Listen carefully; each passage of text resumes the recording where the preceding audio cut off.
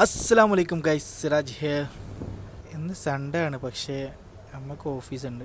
അപ്പോൾ രാവിലെ നേരെ പോയി ബ്രേക്ക്ഫാസ്റ്റ് ഒരു നെയ് റോസ്റ്റ് കഴിച്ച് ഇന്ന് പിന്നെ ടാക്സിയിലാണ് പോയിക്ക്. കാരണം ഇന്ന് ബസ് ഉണ്ടാവില്ല, നേരെ ഓഫീസിലേക്ക് പോയി ടാക്സിയാണ് പോകുന്നത്.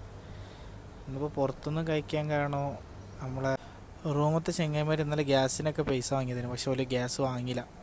ഇന്ന് 9 മണിക്ക് ശേഷമായിട്ടാണ് വാങ്ങിയത്. ഓൽക്ക് സൺഡേ ഹോളിഡേ ആണ്, അതുകൊണ്ടാണ് ഓല് വാങ്ങാത്തത് തോന്നുന്നു.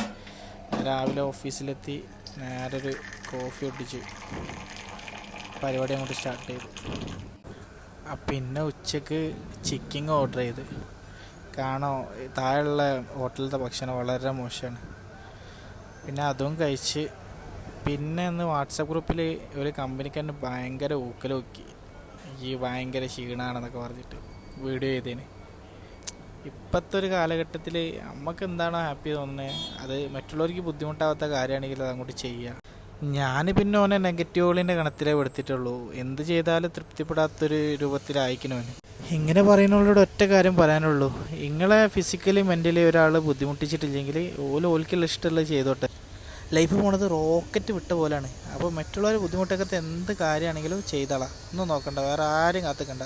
പിന്നെ ഈവനിങ്ങിൽ ലസ്സിയാവുമെന്നൊരു അവിൽ മിൽക്കും കഴിച്ച് നേരെ റൂമിലേക്ക് വിട്ട്